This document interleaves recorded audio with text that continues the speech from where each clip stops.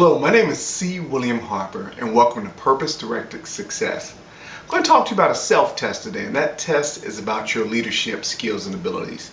Now, in order to be a successful leader, you should have been a successful follower for some time.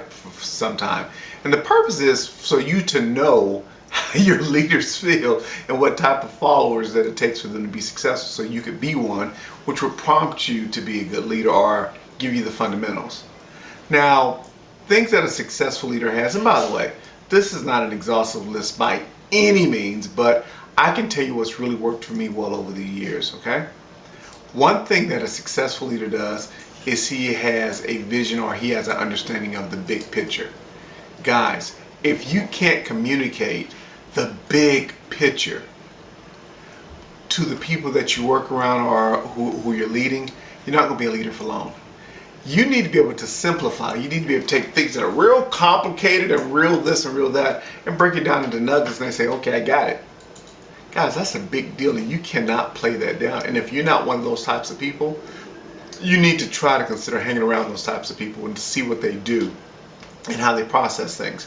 Because when you have a very well-oiled, functioning group, they're working toward the big picture, the vision, or their purpose in the vision.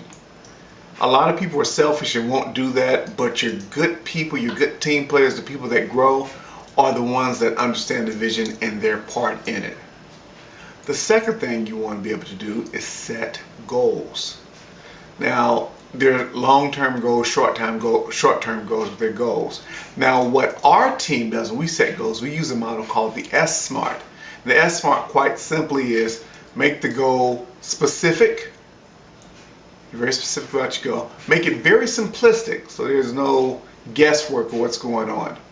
Make it measurable. If it's 10 phone calls, 15 phone calls, 3 home-based meetings, but make it very specific. Okay?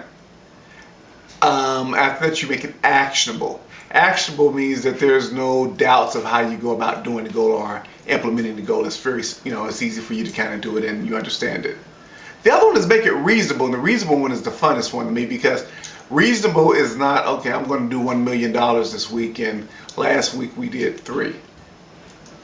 Not quite reasonable. You make the goal reasonable, and the most important part of any goal is you make it timely. You put a timetable on it, you put a date on it.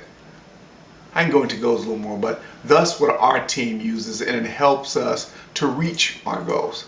Last, you need to have a heart. And what I mean by that is, guys, with all due respect, you're not anybody's boss. You're a teammate. You may be a mentor, but our trainer, but you're not their boss. So have a heart. So when people can't hit their goals, they're not making excuses. Guys, they have families. They have lives. There's other things that they did before they got into this business. And some people want to be ruthless, don't know by any means you got to do it. That's mess. That's mess. Have a heart. Have some compassion. Now, I'm not saying make excuses for them all the time, but have a heart. Because it's a team, and when one team member can't pick up the slack, the other one's kind of closed gates, so to speak, and they kind of carry it until the other person can get back on his feet. Just a thought.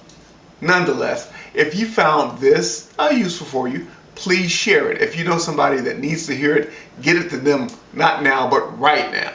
Okay? And I expect you back around the blog at cwilliamharper.com. And you too can have purpose-directed success. You take care. May God love you real good. Goodbye.